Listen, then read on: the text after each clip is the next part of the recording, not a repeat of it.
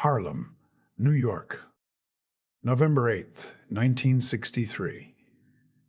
It was 11:47 p.m. when the phone rang in Bumpy Johnson's apartment on West 139th Street, shattering the quiet of a Friday night that Johnson had been spending alone reviewing financial records from his policy gambling operations, smoking a Cuban cigar, and drinking bourbon while listening to Miles Davis on the record player. Johnson was 58 years old, had controlled Harlem's criminal operations for over 3 decades, and had survived countless attempts on his life through a combination of intelligence, caution, and the kind of street instincts that allowed a man to sense danger before it arrived.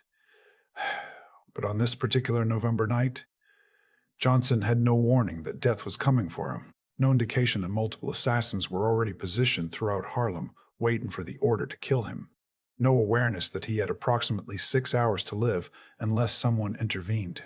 If you're watching this story about the night Meyer Lansky saved Bumpy Johnson's life with a single phone call, drop a comment telling us what city or country you're watching from, and subscribe so you never miss the dark stories that shaped American organized crime.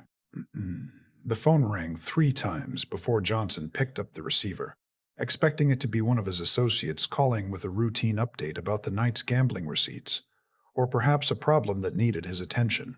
Instead, the voice on the other end was one Johnson hadn't heard in over 6 months. A voice that belonged to a man who rarely made direct contact, who operated through intermediaries and messages, who valued secrecy and discretion above almost everything else. "Bumpy," the voice said quietly. "This is Meyer. We need to talk. Right now." Meyer Lansky, the man the FBI called the mob's accountant. The financial genius who'd helped organize American crime families into a coordinated national network. The person who understood money and power better than anyone else in the underworld.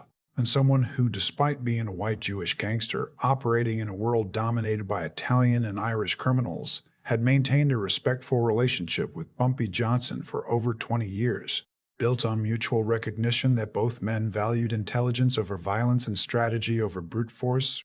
Meyer Johnson said, keeping his voice calm despite the surprise of receiving this call, "What's wrong? You don't call me directly unless something serious is happening." "Something serious is happening," Lansky replied. "Something that's going to get you killed before sunrise, unless you listen very carefully to what I'm about to tell you. You need to leave your apartment right now. Not in 10 minutes, not after you finish a drink. Right now. You need to get out of Harlem completely. Go to a hotel in Midtown under a false name. Stay there for at least 48 hours. Don't tell anyone where you're going. Don't contact your people. Don't try to handle this yourself. Just disappear for 2 days. Can you do that?"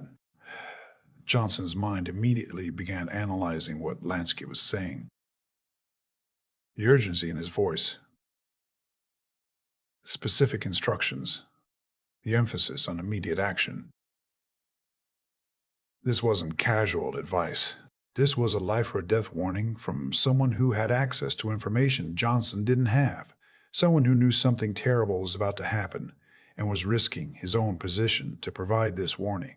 "Meyer," Johnson said carefully, "I need to know what's happening. Who's coming for me? Why tonight? What changed?" There was a pause on the other end of the line. When Lansky spoke again, his voice was even quieter. Almost a whisper, as if he was concerned someone might overhear, even though he was calling from a secure phone. 3 days ago, at a meeting I attended with representatives from several families, your name came up. Certain people with significant power and resources, have decided you've become a problem. They believe you're too independent, too powerful, too difficult to control. They've been planning this for weeks, and tonight they're putting their plan into action. The contract is for $50,000. That's a serious price, Bumpy. That means they've hired professionals, not local thugs. There are at least 4 men positioned throughout Harlem right now, waiting for you to leave your apartment, or for the signal to come in and take you out where you sit. They know your routines. They know your security arrangements. They know which routes you take when you leave your building. This isn't amateur hour. These are people who kill for a living, and they've been studying you for weeks. Who ordered it? Johnson asked, his voice hardening.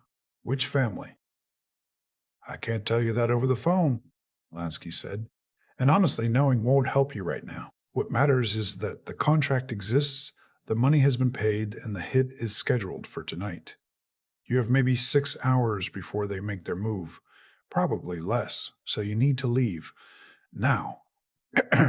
Johnson stood up from his desk, walked to the window of his apartment, and looked down at West 139th Street. The street appeared normal.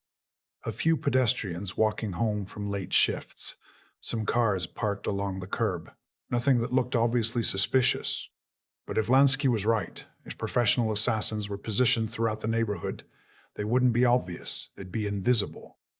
Watching, waiting, waiting, ready to move when the moment was right. Meyer, Johnson said, turning away from the window, "Why are you warning me? You're taking a serious risk by making this call. If the people who ordered this head find out you tipped me off, they'll come after you next. Why would you put yourself in that position?" There was another long pause. When Lansky finally answered, his voice carried an emotion that Johnson had rarely heard from him, something that sounded almost like regret or sadness, or perhaps just the weariness of a man who'd seen too much death and was tired of watching people he respected get killed for reasons that didn't make strategic sense.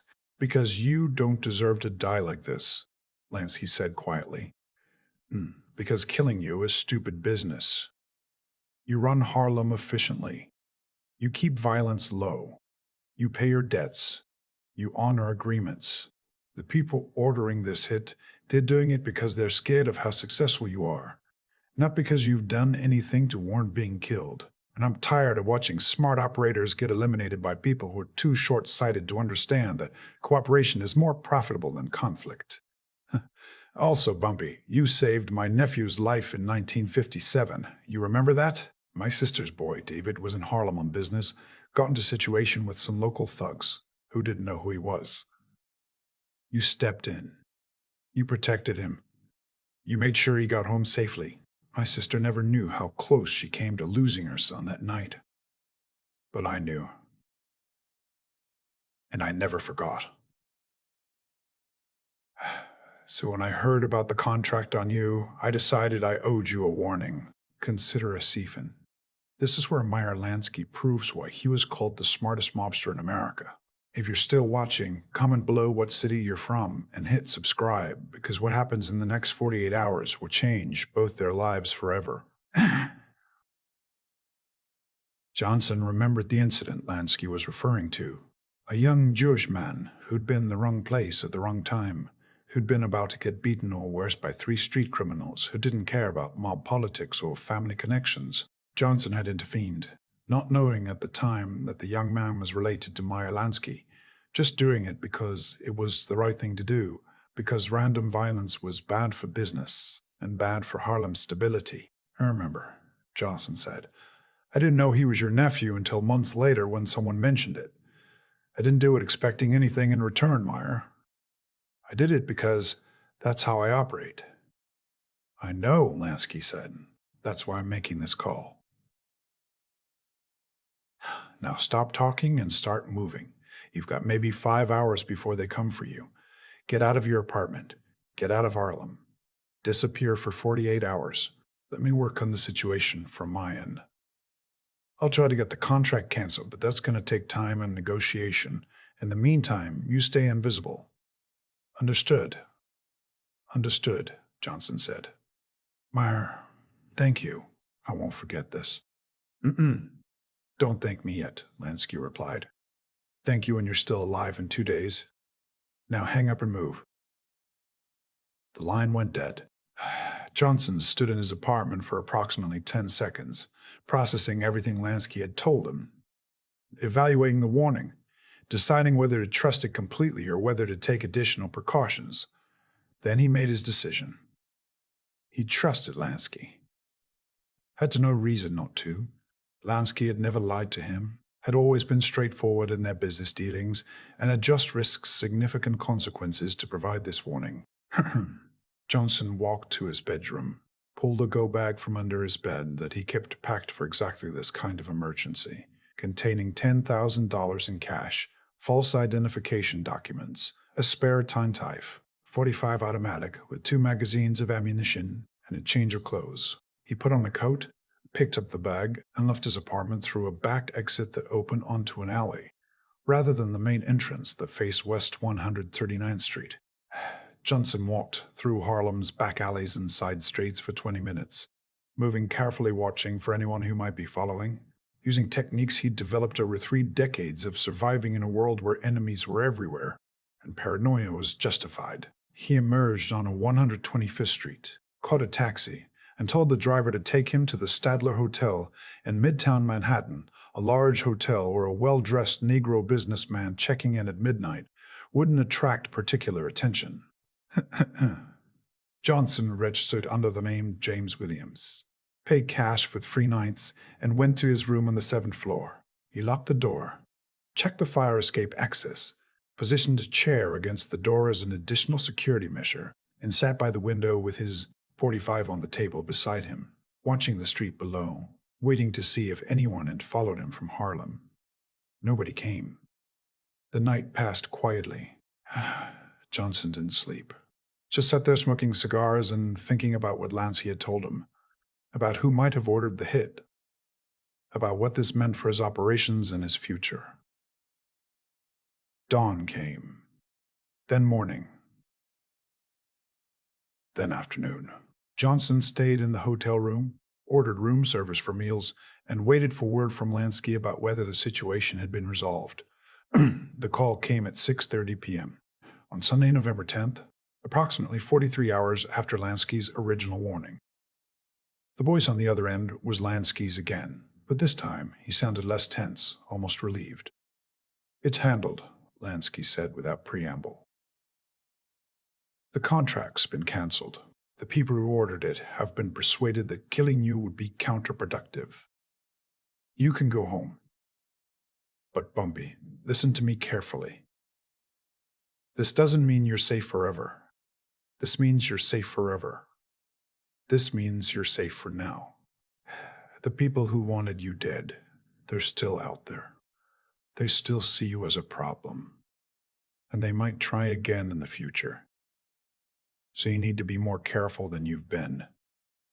Vary your routines. Increase your security. Watch your back. Because next time, I might not hear about it in time to warn you." "What did you have to give up to get the contract canceled?" Johnson asked. "What did this cost you?" "Don't worry about what it cost me," Lansky replied. "I made the choice to help you knowing there would be consequences.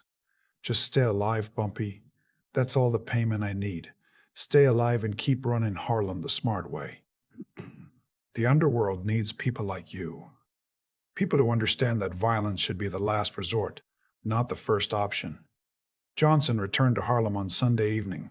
His associates were shocked to see him, having spent the entire weekend wondering where he'd disappeared to and why he'd left without explanation. Johnson told a select few about Lansky's warning about the contract that had been placed on his life, about how close he'd come to being killed Friday night if not for a phone call from a Jewish gangster who decided that saving Johnson's life was worth the risk.